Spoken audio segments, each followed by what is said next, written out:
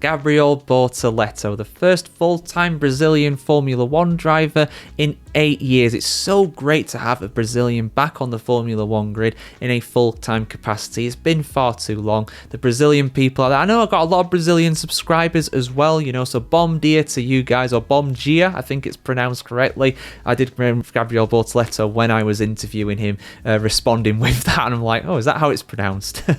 But let's talk about Gabi. Let's talk about how he's done so far in Formula 1, because it's been a trying time for him, to be honest with you. I think it's been challenging for him, but I think overall he's done all right. I've done all right. And that's kind of my first point about the 5 things that we learned about Gabriel Bortoleto. You know, he's been solid overall, I'd say. I mean, yes, no points, but he's also probably in the worst car on the grid as well. Aside from the opening round in Australia, that car has never looked like scoring points in either Gabi's or Nico Hülkenberg's hands, in fairness. So, you know, finishing every Grand Prix so far, except for the freak that was the Australian Grand Prix with the weather. You know, I feel like that's actually quite good. You know, you're bringing the car home.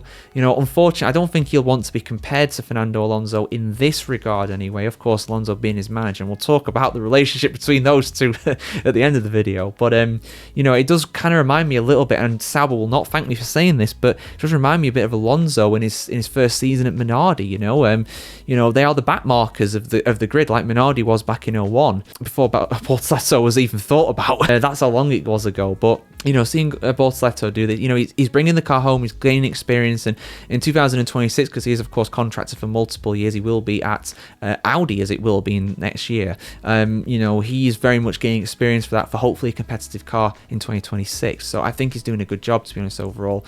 And, you know, my second point is more that, you know, it's going to take a lot for him to score any points. Hülkenberg did score points in the opening round in Australia, but the freak weather gave him that, really. You know, aside from that, not that he didn't deserve it, I think he was fantastic to do that, but you know, since then he's not really looked like scoring any points whatsoever, really. You know, was Hülkenberg. So, you know, I think it's going to take a lot for him to score any points. I'm really hoping that Interlagos he'll be able to, you know, get some points or something. But that Sauber looks awful. You know, his best finish so far, Gabriel Bortoleto's 14th place in China.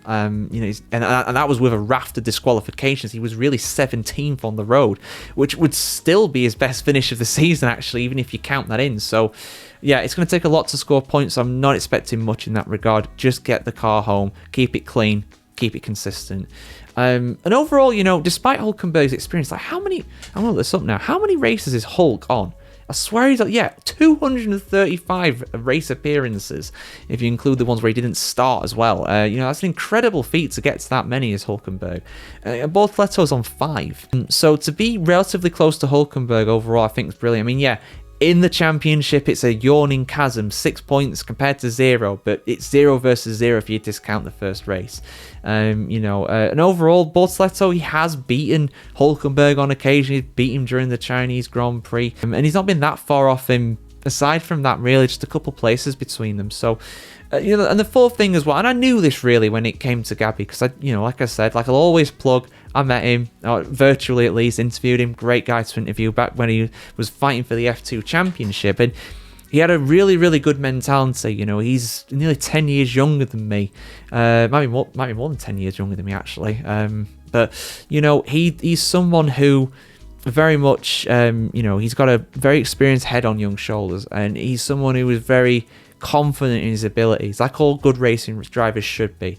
I don't get that impression from all racing drivers, particularly young racing drivers. I'm not going to name names, but, you know, I very much did get that impression with Gabi, and, you know, he stood up for himself, and I applaud him for that, because, of course, I'm talking about the B driver, the B tier driver comment from Marco. It's not like Helmut Marco to make a controversial comment about a Formula 1 driver in the media, is it? No, no.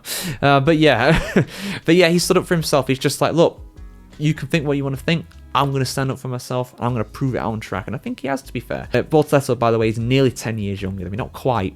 9 years younger than me. That makes me feel old, man.